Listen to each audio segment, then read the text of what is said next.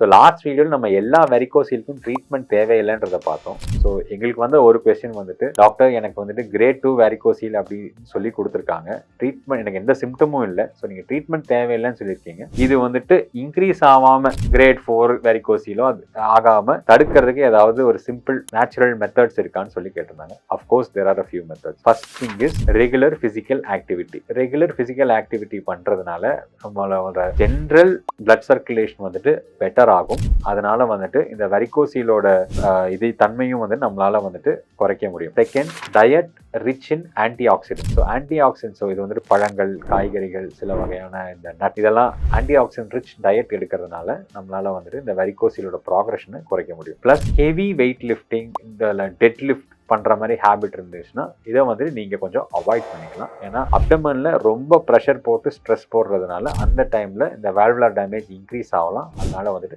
Varicocele increase ஆகும். இன்னொரு important thing வந்துட்டு ஸ்க்ரோட்டல் சப்போர்ட். அதாவது வந்துட்டு ஒரு பிரீதபிள் ஃபேப்ரிக்ல நீங்க வந்துட்டு இன்னர் கார்மெண்ட் யூஸ் பண்ணணும். அதுவும் வந்துட்டு டிபிக்கலா பிரீஃப், அதாவது இந்த வி டைப் இருக்கிற இன்னர் கார்மெண்ட் யூஸ் பண்ணீங்க அப்படின்னா உங்க ஸ்க்ரோட்டல் சப்போர்ட் பெட்டரா இருக்கும். இது பண்ணியே உங்களால வந்துட்டு வெரிகோசீலோட ப்ராக்ரஷனை வந்துட்டு குறைக்க முடியும். இதை தவிர சில அனெக்டோட்டல் ட்ரீட்மெண்ட்ஸ் இருக்கு. ஃபார் எக்ஸாம்பிள் வந்துட்டு டைமண்ட் மசாஜ் இந்த belly or belly twisting exercises, இதனாலையும் பெனிஃபிட்ஸ் இருக்குன்னு சொல்லி சில அனெக்டோட்டல் ரிப்போர்ட்ஸ் இருக்கு.